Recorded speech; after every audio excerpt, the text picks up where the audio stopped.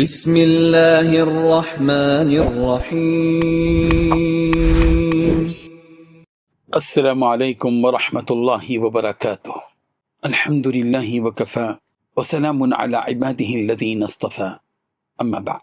حاضرین و ناظرین، یہ درس حدیث نمبر 562 ہے اور آج کا عنوان ہے اصلاح کا حکیمانہ انداز۔ روایت سماعت کیجیے، ترجمے کے بعد تشریح کی جائے گی۔ بسم اللہ الرحمن الرحیم۔ عن عائشة رضی اللہ عنہا قالت كان النبي صلى الله عليه وسلم إذا بلغه عن الرجل الشيء لم يقل ما بال فلان يقول، ولكن يقول ما بال أقوام يقول كذا وكذا، رواه أبو داود۔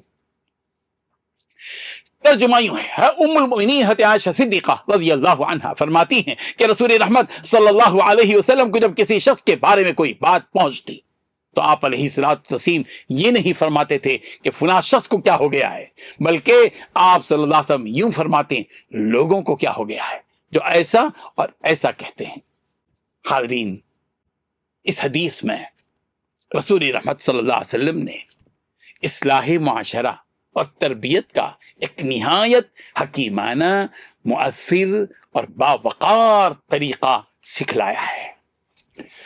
آپ صلی اللہ علیہ وسلم کا معمول مبارک یہ تھا کہ جب کسی شخص کی غلطی یا نامناسب بات کی آپ صلی اللہ علیہ وسلم کو اطلاع ملتی تو آپ صلی اللہ علیہ وسلم ان کا نام لے کر انہیں شرمندہ نہیں کرتے تھے، بلکہ عمومی طور پر تنبیہ فرماتے تاکہ غلطی کی اصلاح بھی ہو جائے اور کسی کی عزت نفس بھی مجروح نہ ہو۔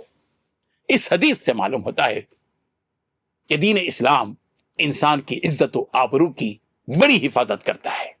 بسا اوقات کسی کی غلطی کو لوگوں کے سامنے نام لے کر بیان کرنا اس کے دل میں نفرت، ضد یا احساس کمتری پیدا کر دیتا ہے، جبکہ حکمت اور نرمی کے ساتھ کی گئی نصیحت دلوں پر زیادہ اثر ڈالتی ہے۔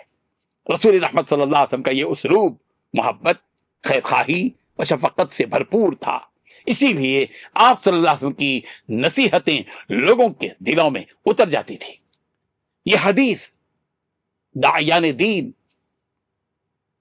مبلغین اسلام، اساتذہ کرام، سرپرست اور والدین، خطباء عظام، ائمہ کرام، علماء اسلام اور معاشرے کے تمام و ذمہ دار افراد کے لیے ایک عظیم رہنمائی ہے کہ اصلاح کا مقصد لوگوں کو رسوا کرنا نہیں ہے بلکہ ان کی اصلاح اور بہتری ہے۔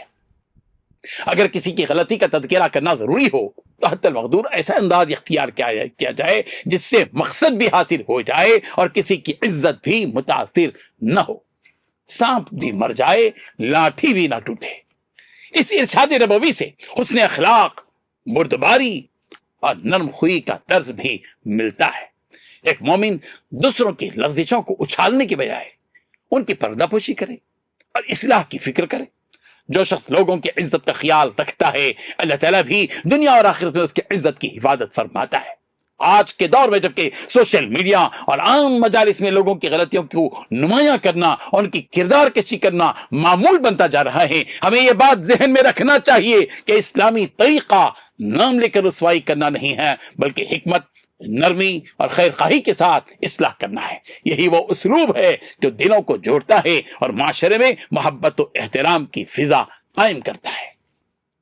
اللہ تبارک و تعالی ہم سب کو پیارے پیغمبر صلی اللہ علیہ وسلم کے اس مبارک اسلوب تربیت کو اختیار کرنے کی، دوسروں کی عزت و آبرو کا خیال رکھنے کی اور حکمت و اخلاص کے ساتھ اصلاح کا فریضہ انجام دینے کی توفیق عطا فرمائے، آمین۔ وآخر دعوانا ان الحمد للہ رب العالمین۔